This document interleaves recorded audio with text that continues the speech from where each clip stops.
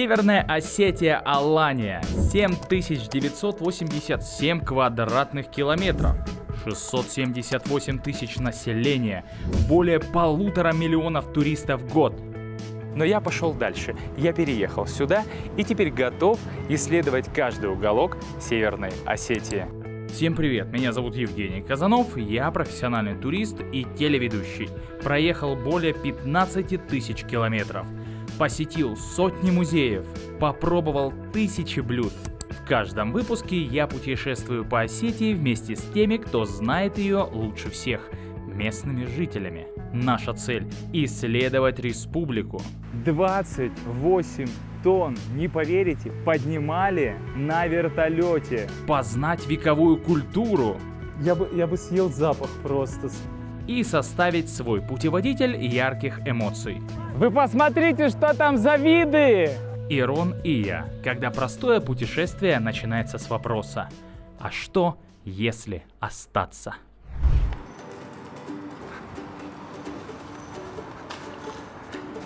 Всем привет, дорогие друзья!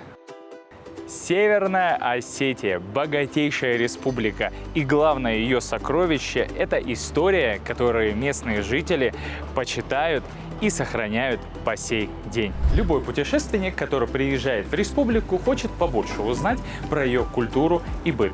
Но я пошел дальше. Я переехал сюда и теперь готов исследовать каждый уголок Северной Осетии. В эфире передача «Ирон и я» и ее ведущий Евгений Казанов, где я покажу вам самые удивительные места Северной Осетии. Пойдемте познавать неизведанное. Я, как заядлый турист, имею в своем арсенале фотоаппарат и дневник путешественника, в котором я сохраняю самые яркие моменты со своих поездок, где каждая страница – это отдельная история, которую я покажу вам прямо сейчас.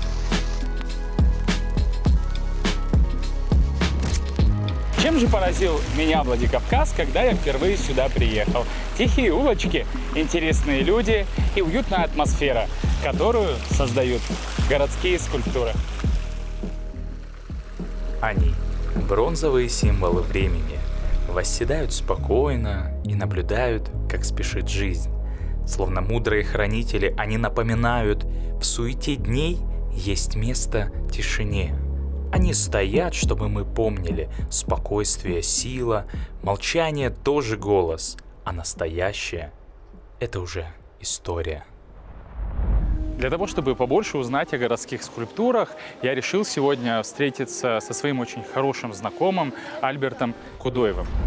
Альберт всю жизнь прожил в республике и с удовольствием готов поделиться историей о своем городе. И мне кажется, что нет тех улиц, по которым он не ходил. Альберт, очень рад встрече. Не зря, на самом деле, мы выбрали, начинаем нашу встречу, нашу историю именно с этого места, потому что площадь Ленина, именно на площади Ленина можно встретить одновременно сразу три символа. Это символ коммунизма, это статуя Ленина, символ нардского эпоса, это статуя Нардсослана, танцующего на чаше Уассамонга. И как раз вот символ империализма, та самая знаменитая скульптура городового. Я вот честно скажу, только в Владикавказе я такое встречаю. Ну, на самом деле, вы знаете, даже те гости, которые я часто встречаю, приезжающие сюда, в Владикавказ, они даже по архитектуре наблюдают, что Владикавказ сохраняет каждый период своей истории. А почему именно городовой стоит на этом месте? То есть, неспроста поставили? Да, на самом деле место было выбрано неспроста, и я считаю, что исторически это отлично соответствует, потому как он находится прямо в центре проспекта Мира. Ну а сам проспект Мира исторически стал, так сказать, центром всей светской жизни того периода Владикавказа. Прямо рядышком здесь и, так сказать, бурлила светская жизнь. Городовые поддерживали, так сказать, порядок. Это, по сути, аналог полицейского Давайте вот пройдем как раз сейчас к первой скульптуре нашей, это к городовому, и побольше о ней узнаем и Да, расскажем. конечно, давайте, пожалуйста.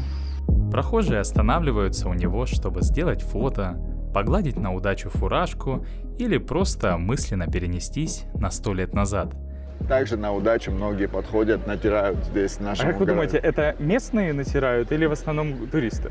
Ну, я думаю, начали местные, да, традицию эту.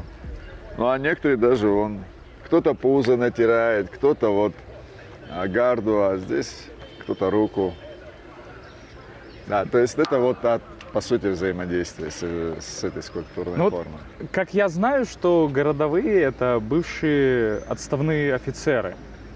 И вот- Да, все верно. В основном шли на службу на такую должность, как городовой, уже не действующие офицеры, а в основном отставные офицеры царской армии, которые также могли свои навыки проявить и в защите гражданского населения. И потому и они выступали часто вот уже в возрасте, то есть отслужив, так сказать, потому и образ нашего городового, уже такого бывалого, так сказать. Ну и как вы видите, его неплохо натерли, наверное, удачу приносит все-таки. Я на самом деле, когда переехал сюда и первый раз увидел городового, то есть, я не изучая историю, сразу почувствовал что-то отцовское.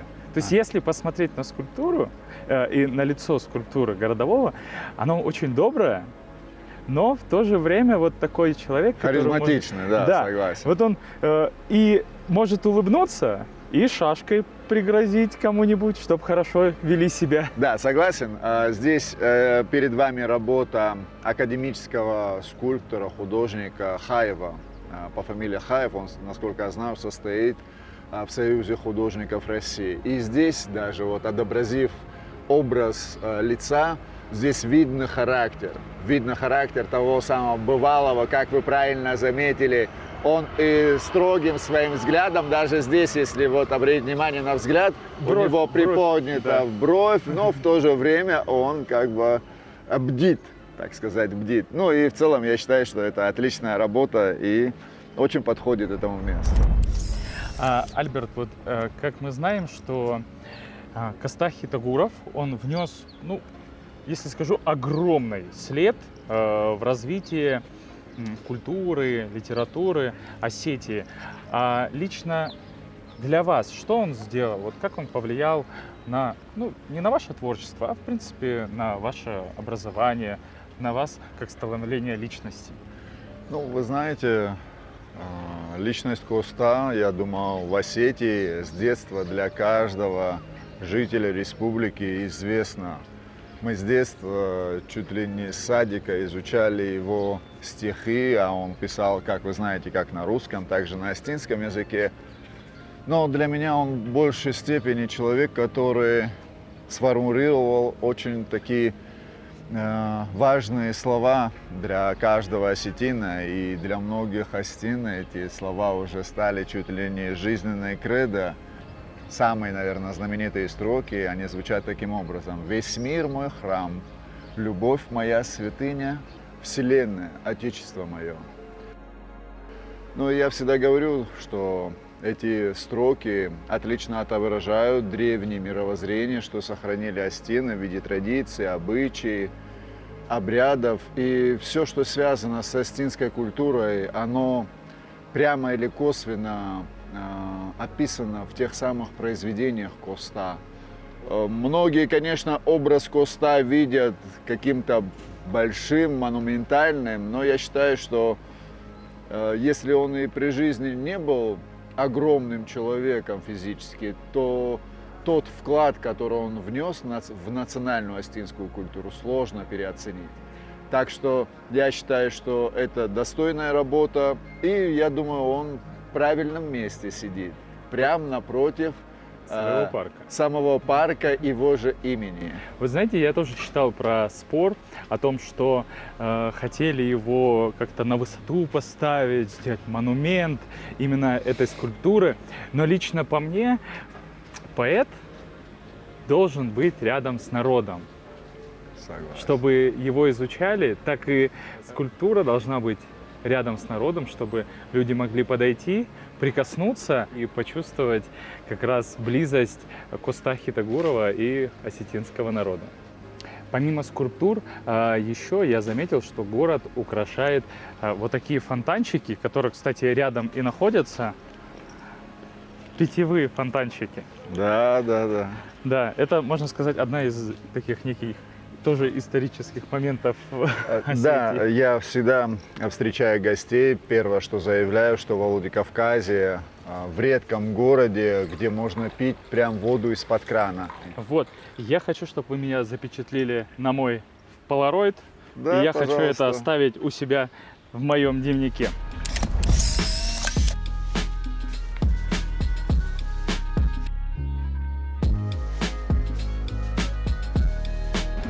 Песни на стихи Коста Ливановича Хитагурова пели в каждом селении, в каждом доме.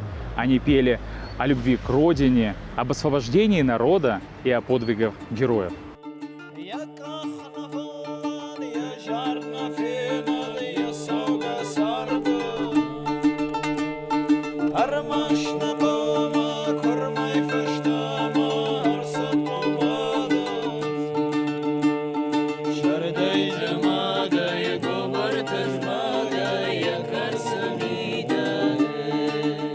Чтобы быть услышанным и быть ближе к народу, Коста вкладывал смысл своих стихов в уста знаменитого сказителя Кубады.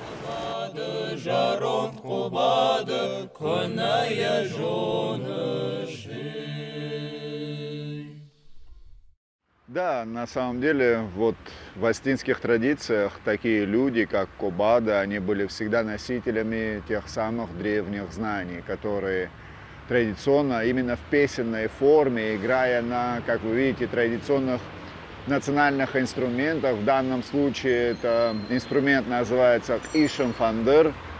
Ну а в данном времени, наверное, современных таких сказителей, которые также несут те самые древние астинские ценности, которые заложены у нас и в воспитании.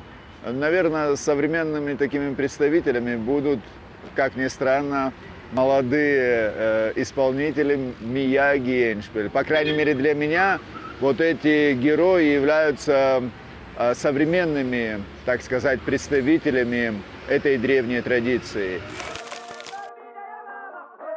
Итак, это мой видеодневник. Знаете, я на самом деле почти каждый день проезжаю мимо этой скульптуры и даже не обратил на нее внимания. Но если бы хоть раз я остановился и прислушался, то услышал бы звонкие струны фандыра и немного хрипловатый голос седого сказителя Кубады. Слепой горбатый, но кто Кубады у нас не знает. Жизнь большого города интересна и быстра. Кто-то спешит на работу, а кто-то спешит отдыхать в театр.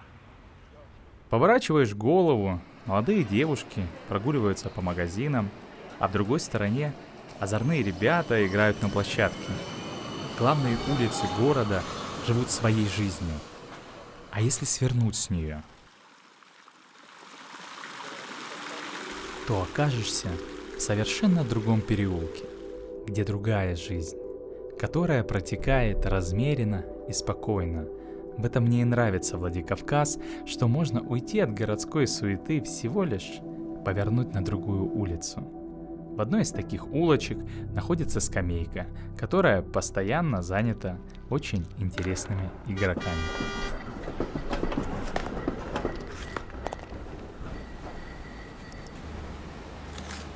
Целесообразно отсюда 4 сделать, а здесь 1. Вот. Вот у меня 6 и 4. Вот теперь у вас есть 3. Сюда мне можете закрыть. Вот так. И один вот здесь походить. Мы уже целый час играем, и никак партию-то и не доиграем. Но зато Они 15 лет играют, не могут доиграть. Альберт, а почему именно нарды на Кавказе так славятся? Это местная игра? Ну, на самом деле, я говорю всегда и гостям тоже, что, конечно, нарды не являются национальной остинской игрой, хотя такие игры разные, даже с костями игры сохранились. Но если говорить про традицию игры в нарды, она сложилась здесь в городской традиции. И, допустим, подобный сюжет, как мы сейчас с тобой играем на исторической улочке, в нарды, в солнечный летний день, это на самом деле обычное дело. Потому и в каждом историческом дворике такую сцену мы можем увидеть до сегодняшних дней. Поэтому и... Ходите. Поэтому и Ибрагим Хаев создал скульптуру. Да, за основу взята была как раз эта история из городской культуры, что и воплотилось в жизни в виде вот этой скульптурной формы. Здесь скульпторы взяли за основу образы городского и сельского жителя, как они играют в нарды. И вот на самом деле этот сюжет очень так неплохо раскрывает культуру города, историю города Владикавказ. Я часто рассказываю, как сами скульпторы настолько детализированно исполнили эту скульптуру, что здесь даже видно цифру на зариках. И многим она, конечно, бывает сразу с первого взгляда не видна. Мне кажется, что каждый житель Владикавказа в них может разглядеть своего там друга, брата, соседа. 100%, да, 100%. И наверняка даже по образам их лиц, традиционные такие кавказские образы мужчины, они в целом считываются с этих героев. Я недавно слышал такую историю про эту скульптуру, что один из туристов, спутав их действительно с настоящими игроками, подошел к ним и спросив дорогу. Но они настолько точно исполнены, что я не удивлен, что их спутали с живыми людьми. Но я думаю, нам дорогу спрашивать не надо, потому что мы знаем, куда нам идти. Ну а пока мы снимали эту передачу, мне рассказали про две интересные скульптуры, куда я прямо сейчас и отправлюсь. Ну а прямо сейчас я посетил вот такую интересную скульптуру, которая называется «Друзья». Эта скульптура полюбилась сразу как взрослым, так и детям.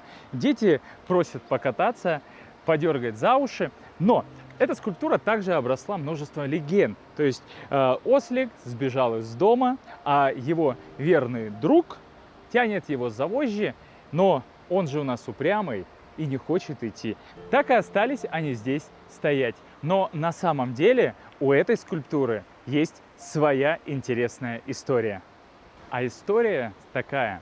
В то время у молодых ребят было очень интересное развлечение. Так вот, история. Один мальчик взял с собой верного своего друга, это, конечно же, пес, поскакал на ослике, добрался до набережной и накачал ту самую камеру от машины и отправился вплавь по Тереку. И прямо сейчас давайте познакомимся. Вот он, тот самый мальчик. На самом деле эта скульптура, она напоминает и мою юность, потому что как-то помню историю, когда я тоже проходил мимо моста у себя в городе, и внизу на набережной видел, как мои одноклассники уже накачивали камеру, ну а я шел только-только со школы.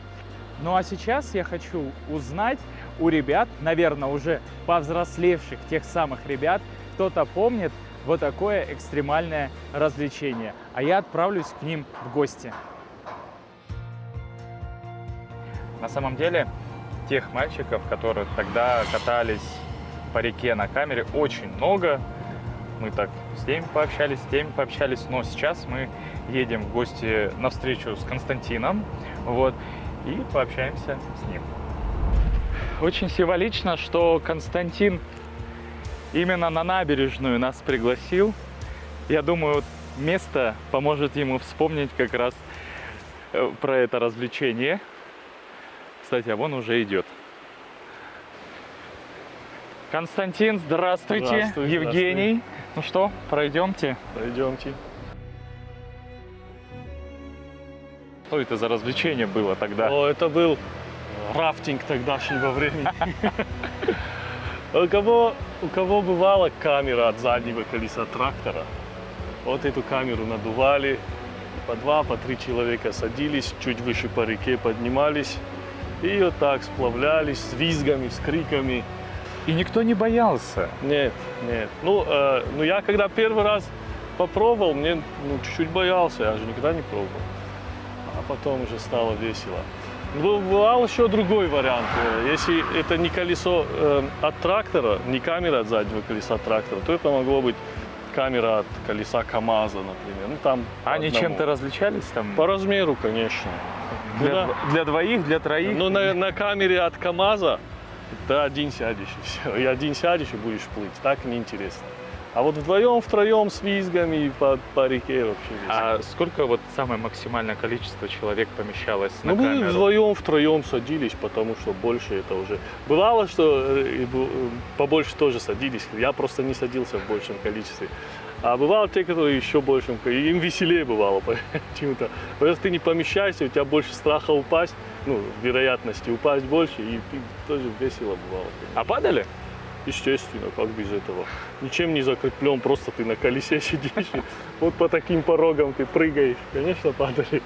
Ну, я, если честно, не представлю, что сейчас кто-то будет так делать, хотя вот рафтинг, но на камерах нет. Все-таки уже у людей какое-то есть чувство самосохранения. В прошлом такого не было, в прошлом все за экстрим. Да, нечем было заняться больше. Если бы тогда были у нас телефоны тоже, планшеты, интернет, мы бы тоже сидели, наверное. Это же хорошо, что не было Да, этого. наверное, хорошо. Не было. Все, тогда спасибо, Константин. Пожалуйста. Да. Ну а мы продолжаем дальше. Поедем дальше на следующую скульптуру. Все-таки Альберт меня уже заждался. Вот такие трогательные скульптурные композиции поджидают прохожих на улочках города. Знакомьтесь, это такса, стилизованный талисман кукольного театра. Альберт, подскажите, мы сегодня увидели много скульптур. Вот для города какой они несут смысл? В первую очередь, я считаю, что это хорошее отражение истории нашего города, отсылка к национальной астинской культуре, ну и в целом отражение творческой составляющей города Владикавказ. Ну а творческая среда Владикавказа, она достаточно богатая.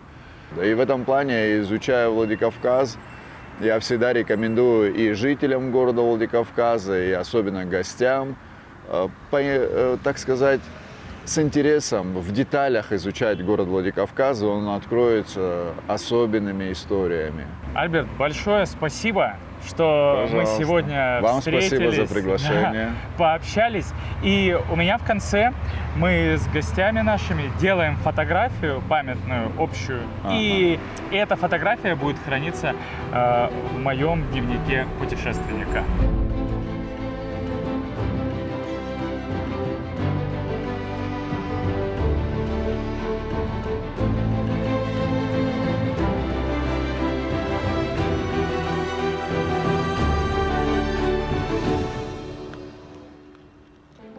Дорогой дневник, вот я и прогулялся среди городских скульптур и осознал, что это не просто украшение улиц, а живая история города. В их взглядах мудрость веков, в движениях энергия прошлого и настоящего. Каждая из них хранит свою тайну, приглашая заглянуть вглубь времени. Именно в таких деталях рождается душа города, неуловимая, но ощутимая.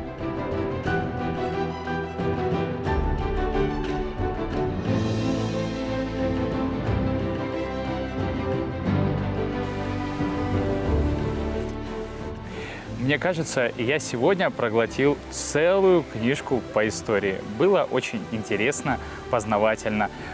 Но это всего лишь малая часть моего путешествия.